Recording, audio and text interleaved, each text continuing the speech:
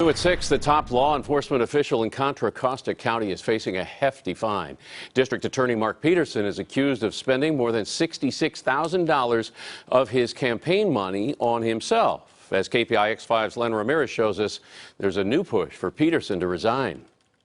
And that's because it's reserved for the worst of the worst. This is District Attorney Mark Peterson arguing in favor of the death penalty earlier this year. It's not vengeance, it's justice. But now Contra Costa County's top law enforcement official is facing penalties of his own for illegally using $66,000 of his campaign contributions for his own personal use, including travel, hotels, restaurants, and movie tickets over a 5-year period. I really think that is wrong, and I think at this point he just needs to step down. Edie Moore isn't the only one thinking that. The East Bay Times wrote an editorial saying Mr. Peterson, a 30-year prosecutor, should resign. What kind of credibility do you think he has now in the community?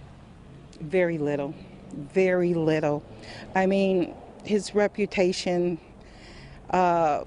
is tarnished. The State Fair Political Practices Commission slapped Peterson with a $45,000 fine after investigating his finances. Mr. Peterson was not available on camera today, but in a written statement released earlier in the week, he said he considered using the campaign money as a personal loan. The statement went on to say, quote, "It is with disappointment and regret that I acknowledge the mistakes I made regarding my campaign financing account. As a result of these mistakes, I agree to pay the Fair Political Practices Commission a $45,000 administrative fine." He makes a decision on what cases get filed on and which ones don't. Rick Baracco says the DA should be held to the highest standards. He should not be, the DA if he's, doing illegal things. The commission is expected to finalize Mr. Peterson's penalties on December 14th. In Martinez, Len Ramirez, KPIX 5.